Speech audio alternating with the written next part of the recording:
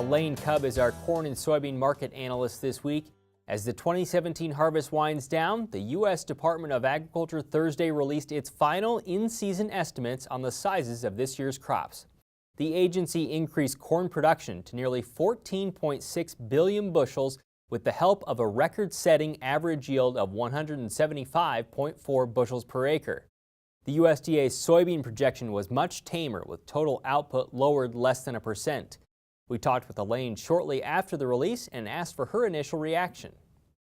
Well, my reaction, and probably everybody looking at that report's reaction, was the same thing, was just to focus on the corn yield number. So everybody going into this November report was expecting the USDA to increase the corn yield by a little bit compared to their October number. And then today they came out with this number, 175.4 bushels per acre. Jeff, that is higher even than the 2016 record high. So the USDA is seeing this year's corn yield as a record high yield. And I think that's just flabbergasting. You know, I'm standing in a cornfield in Edmonds County, South Dakota, where we had drought. And so obviously I have some backyarditis and feel that yields are not great here, but it wasn't just localized. I mean, there were problems all through this growing season. So I think everybody was really kind of stunned by that record high yield number. Well, the USDA found better yields than in October in South Dakota, but also in 4 of the top 5 corn producing states. Only Nebraska was the outlier. Can you explain why that might be? Yeah, so there was, better than October by 6 or 8 bushels per acre for some of those states, the major states, Iowa, Illinois.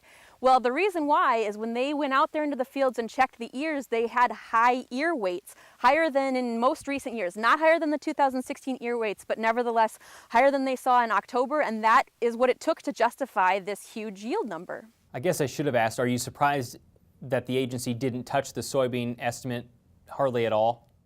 Not necessarily. I feel given the progress of the harvest, that one made sense, and that pretty much matched expectations, is that you would continue to have that same soybean yield number right where it is, and the soybean overall production numbers. That one was fine. That one didn't surprise anybody. And the use numbers in soybeans weren't changed. In corn, the number that I think was maybe a little surprising was an increase in corn exports by 75 million bushels. Can you explain why that might be noteworthy? Well, I can't explain why they did it, and maybe that's what's noteworthy about it, is that they didn't really have a lot of justification in the week-to-week export progress numbers to make that sudden adjustment. You know, for wheat, they talked about a higher sales being made to Iraq. They had justification for raising the wheat export projections.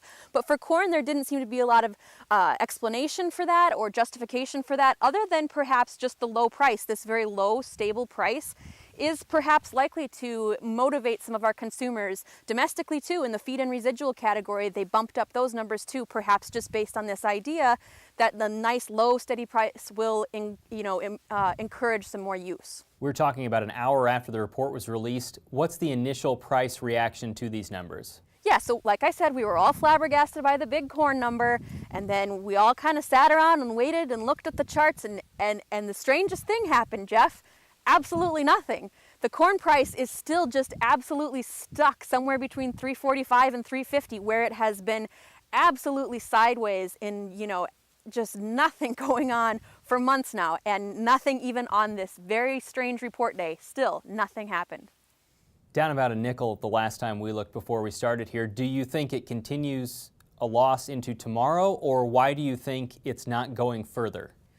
Well, I don't necessarily, if this is not motivating a lot of speculative, bearish selling in the corn market, then nothing else will. This was the last opportunity that USDA really had to add in new bearish information to that fundamental tables. So without that, I think our bearish opportunities might be behind us. And already the speculative traders that managed money segment of the market was very short in their futures positions. They had 2-to-1 short positions compared to their long positions. So they are not, it doesn't seem like they're inclined to be adding to their bearishness. In fact, when you look at their behavior across all of the commodity markets, they seem to be aiming more towards investing in the long side, making a play on an improving economy. So there is potential certainly for corn to stay stable. I think that's the status quo right now, but potential even perhaps for it to follow soybeans, which have built kind of a higher trend. What do you think this means for selling strategies?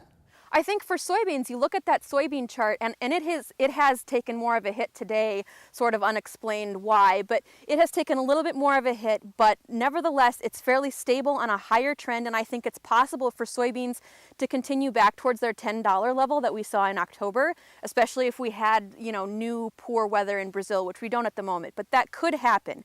So in soybeans, I would hold off on selling in the near term, but for corn, I think this is where we're at. Any implications to basis?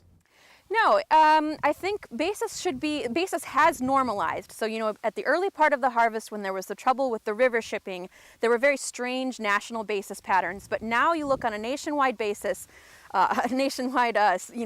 picture, all of the basis numbers seem to be about where you'd expect them to be in the latter part of harvest. And if we are going to see increased export business that the USDA seems to project, then I don't think basis is going to all of a sudden fall apart at the ports, so it should hopefully continue to just be fairly normal.